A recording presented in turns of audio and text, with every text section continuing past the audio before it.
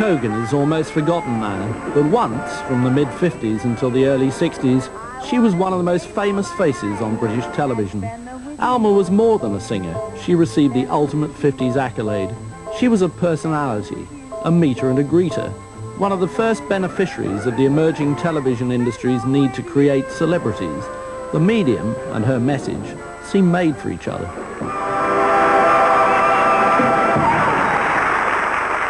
It was an era when the thing was to be the girl next door. The great word was intimate then. Television is intimate. You're playing to one person. So it was slightly coy when girl singers did a program. It was that, oh, hello, so glad you could join me. Do come into, you know, and that sort of thing. Alma flounced on in her enormous dresses with a very upbeat number and belted it. Come, my love, with me. Take me by the hand. In the mid-50s, babies boomed, and so did Alma Cogan, singing out, above the sound of howling infants, to proud parents in new homes with freshly acquired television sets. Alma Cogan was a really big sort of person. She filled people's lives in the 50s. I mean, she wore big dresses. She had a big face. She had glossy, shiny hair. She had a big voice. And she received big offers from big agents. I mean, she was large and gigantic. And we lived in a tiny, sort of sheltered, protected world as children in the 50s. And to us, she represented a kind of escape.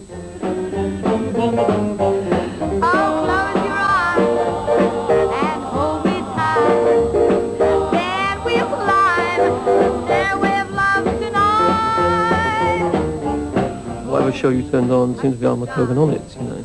I mean, in a way, for me and for people of my generation, she was my first experience of what we now call media, with a capital M. And because she was the first experience of it, somehow, in a strange way, she was the strongest experience of it.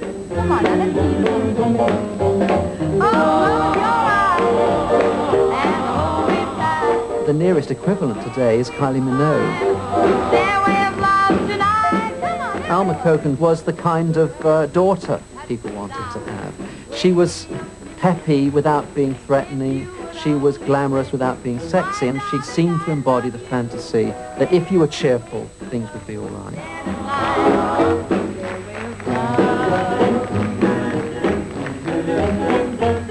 On television, in that fledgling journalistic form, the television magazine, on radio, on record labels, Alma Cogan provided what the times needed, light in the murk of post-austerity Britain.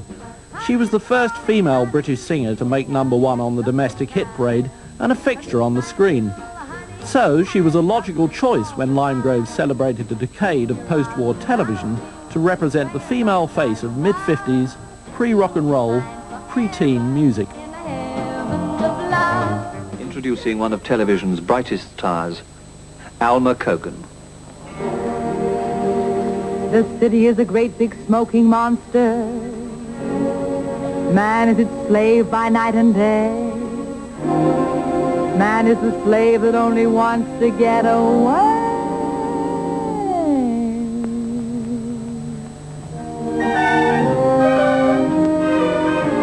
Say what you will, the countryside is still the only place where I could settle down.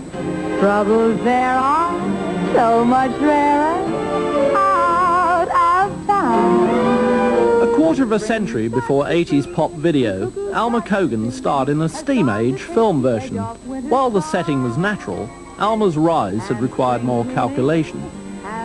God gives people a voice, and what you do with it, you can make it grow, you can extend it, but you can't change the inherent quality.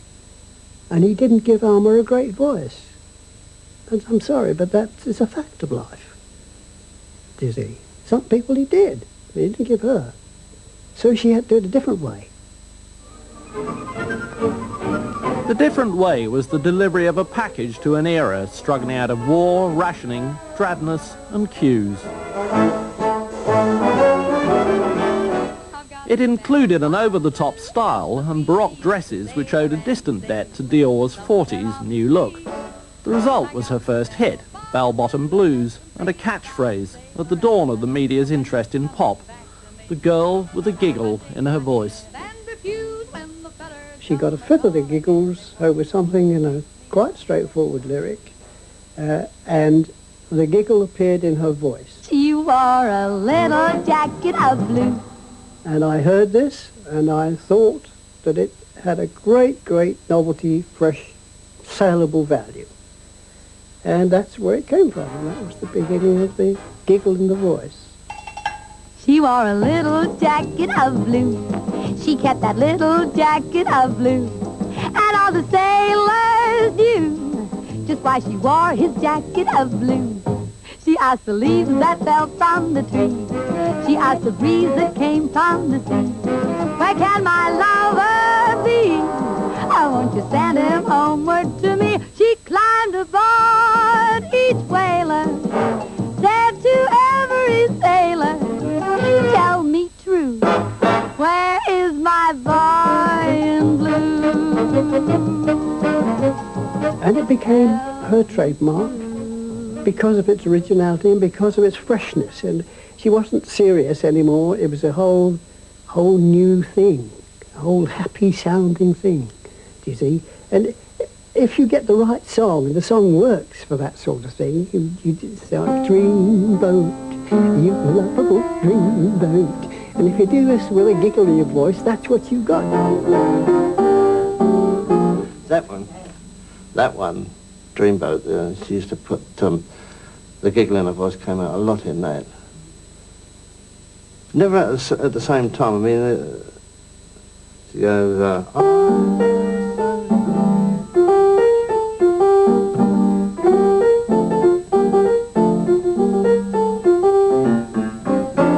just about there. You dreamboat, you lovable dreamboat.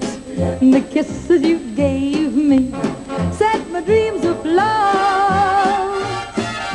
The 50s was naive or innocent because the media were naive and innocent. Now it seems everybody knows that there's an industry which depends on producing and consuming images. And also people now sense what it means to be consumed, you know. If you're the image who gets consumed, then there's going to be some sort of price to pay, I think. In the 50s, you couldn't reproduce an image in your house. You couldn't capture somebody's essence quickly and consume it privately the way you can these days. The 50s had a particular quality which was totally different from the 60s.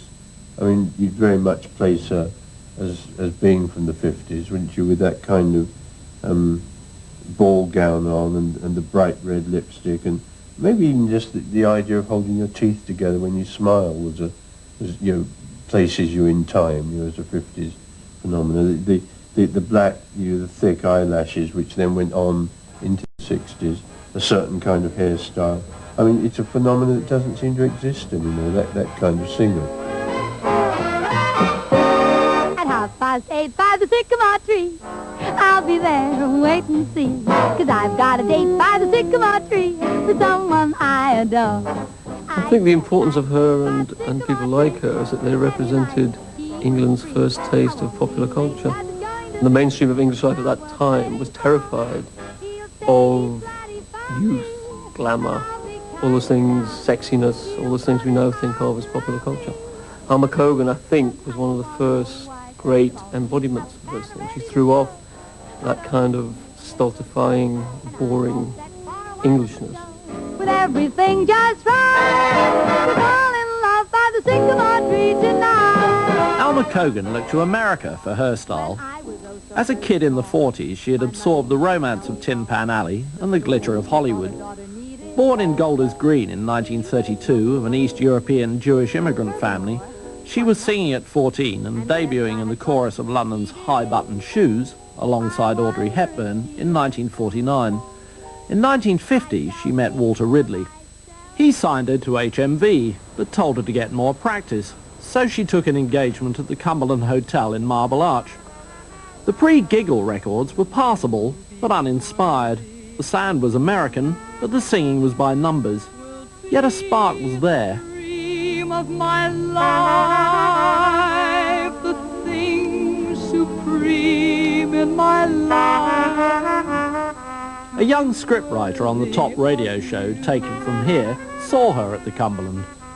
I saw this girl there who was completely unfazed by all the clinking of cutlery and people chomping on small hors d'oeuvres and pot of tea for three, and was singing with such enjoyment, with such relish, that the whole place seemed to have a kind of cheerful air about it, which was not really very characteristic of that type of establishment at that time. And I was very struck with her, and went back to Charles Maxwell, found it difficult to explain, sent him along there, and then there was no one else in the race.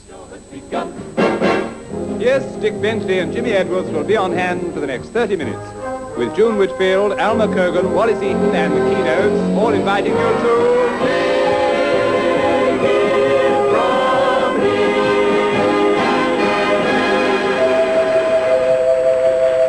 Girls, do you have trouble finding an escort to take you to the dance? Then why not go along unaccompanied, like Alma Cogan? 20 tiny fingers, 20 Tiny Fingers, together with Where Will the Baby's Dimple Be, located Alma Cogan as radio's big sister. Then she made the transition to a new medium. After the coronation in 1953, television had taken off. Beaming out on baby boom families, she was an idea whose time had come. There were catchy tunes for recalcitrant 5-year-olds, unthreatening sexiness for dad, and coziness, plus surreal dress pattern ideas for mum. I'm singing in the kitchen, singing in the hallway, singing on the garden path. Tomorrow at 8:30, I'll be singing in my bath.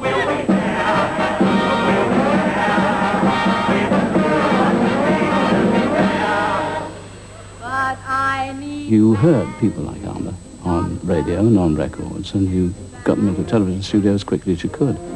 You need fire. It's bands that really play. She was everybody's favorite guest. She would sing, she'd dance a little, she'd engage in crosstalk, could handle a funny line extremely well.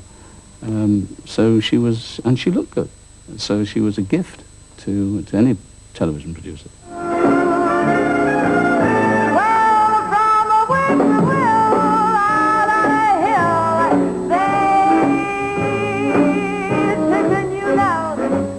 She was a great close-up person. I mean, you could go as close as you liked on Alma with a camera. And she wore clothes that, as I say, sparkled, and she lit the screen up. And she had enormous confidence, you see. And this was probably her greatest attribute, was her confidence. She attacked the audience nicely with a small A. You know, when she sang at you, you know you'd been sung at.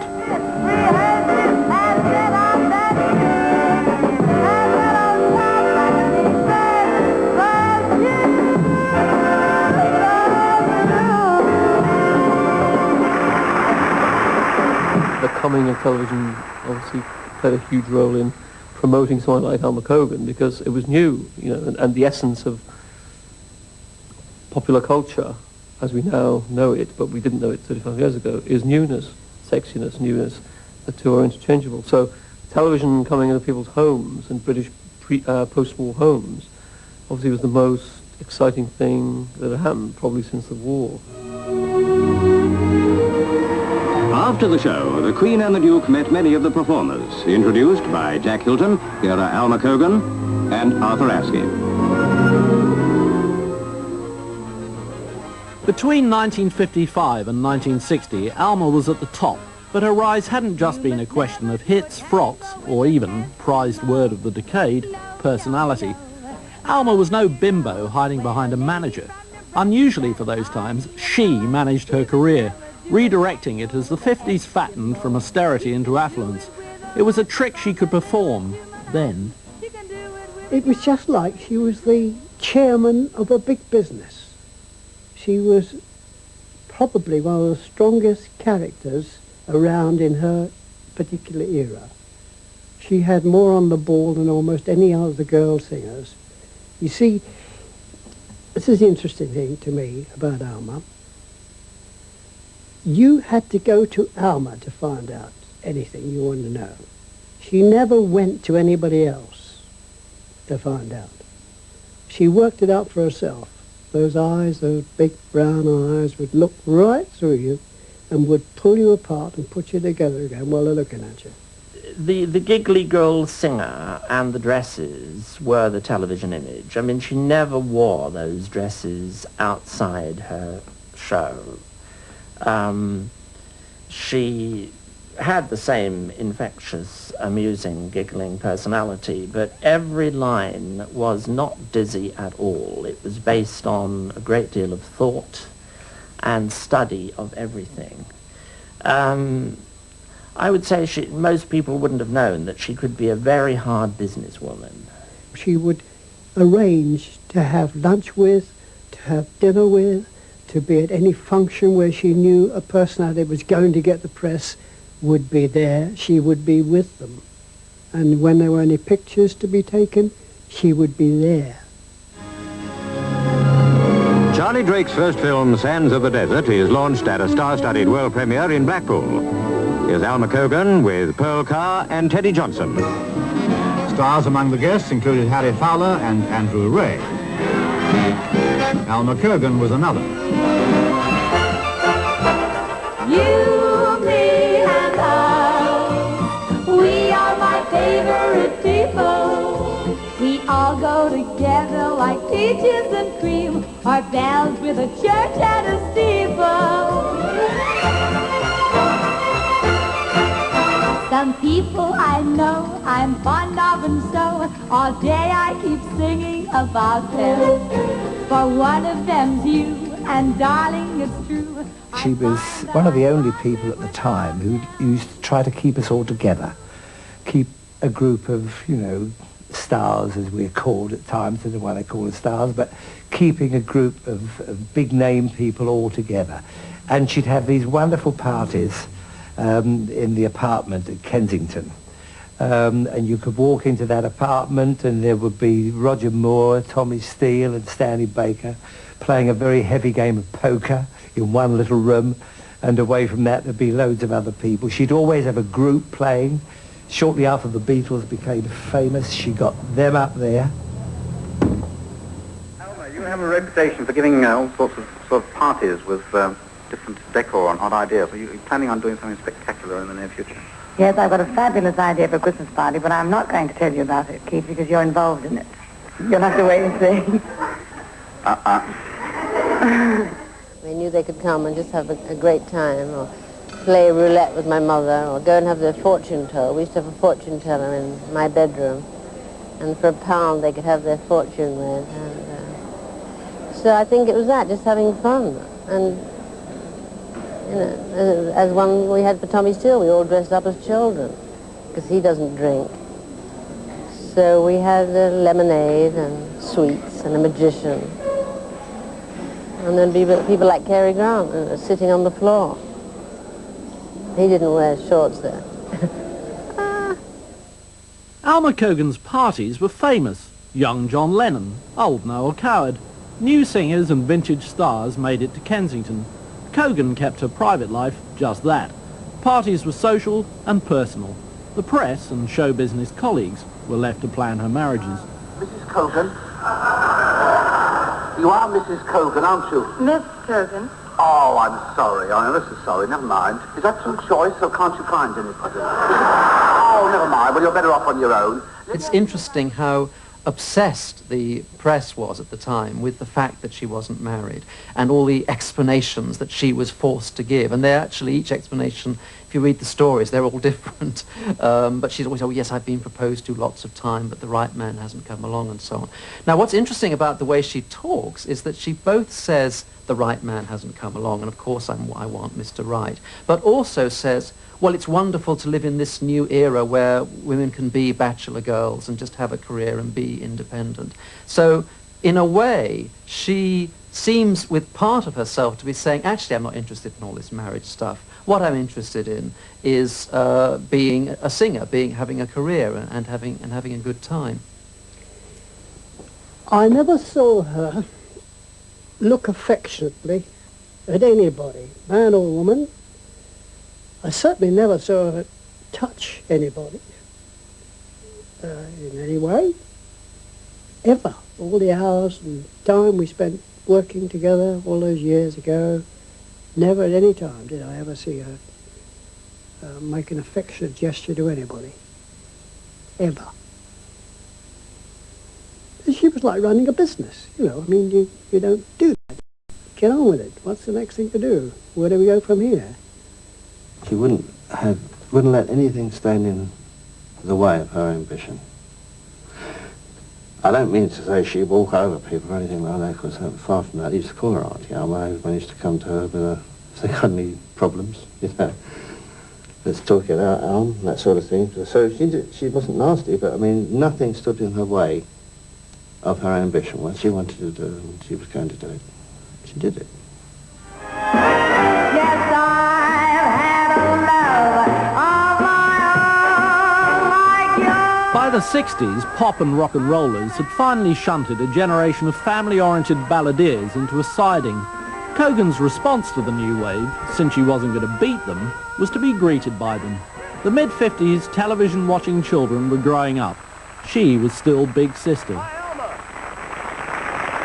Hi, Alma, come on over and say hello. Come on. Say hello. Is that the way you talk to your guests? Really? You'll have to learn, you know. She became a part of the past. And because she was over the top visually, the people who controlled these things, had had enough. They didn't want that. And of course, she was then in charge of her affairs to such an extent that she determined what was going to happen.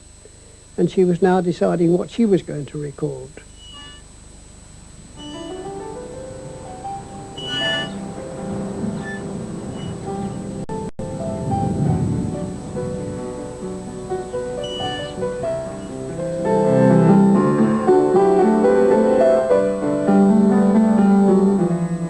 Once, in my big-headed way, I thought I'd written a symphony. It's one of these rather heavy things, and there's quite a lot of melodies in it. And Alma were listening to it, and they said, I love that. I think we could make a song of that. Something like that. It's a long, long time ago, but something like that. And all this thing that was going on, there were little melodies like that all the way through it. Well, Alma heard this. And she went, la, la, la. It's a lovely little tune, that, isn't it? So I thought, oh, is it something? Yes. La, la, la, la, la, la. I said, wonder what it's like if we put a rhythm to it. So I said, no, it's a symphony. She said, no, let's put a rhythm to it and see what happens. So we did, and of course the rhythms in those days were the hooligan sort of thing.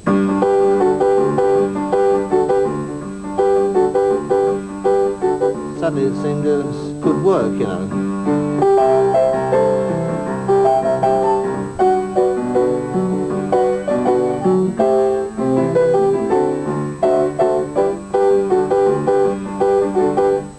She lard it and siled it and this and the other, and then we started to put some words to it. And as a matter of fact, we came up with this thing called Just Once More.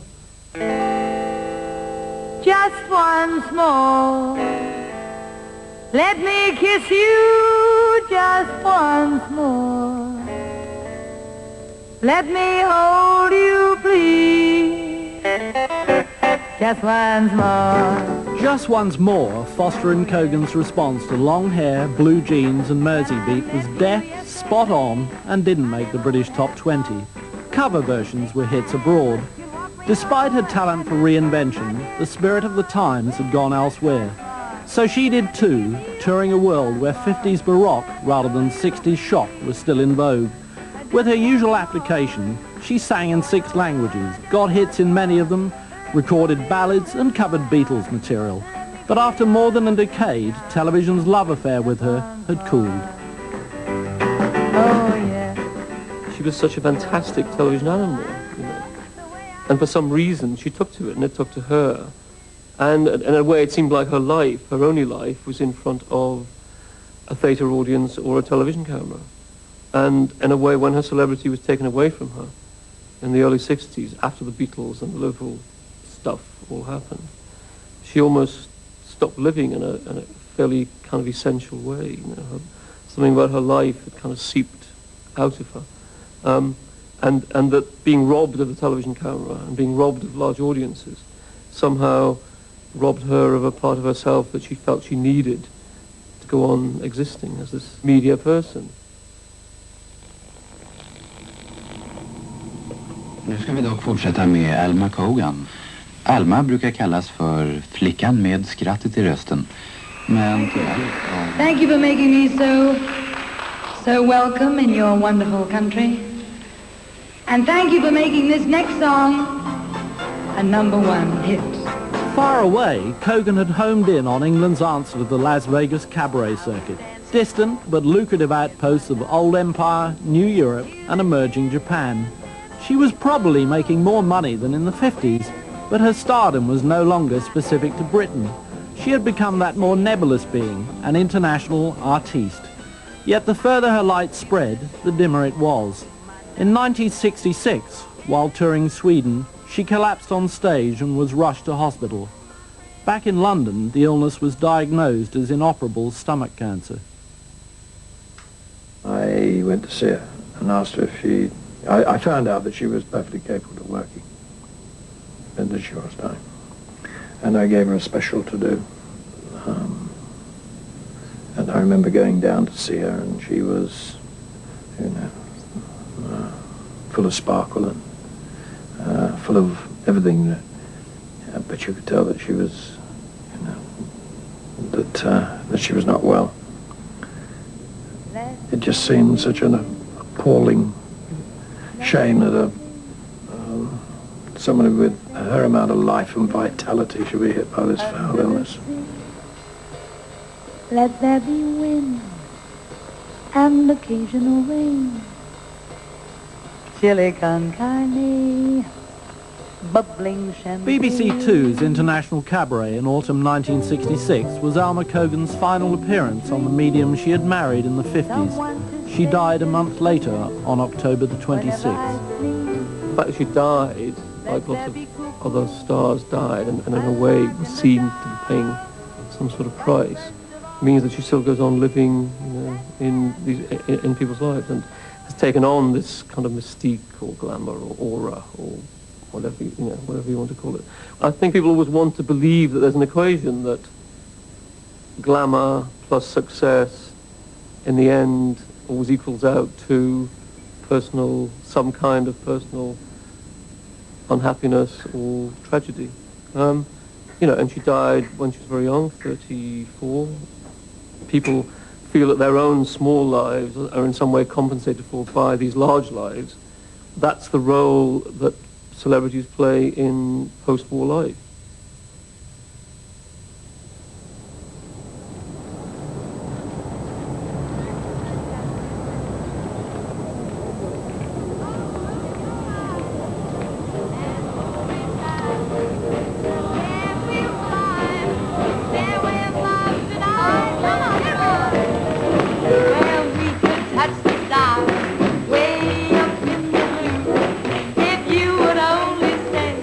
My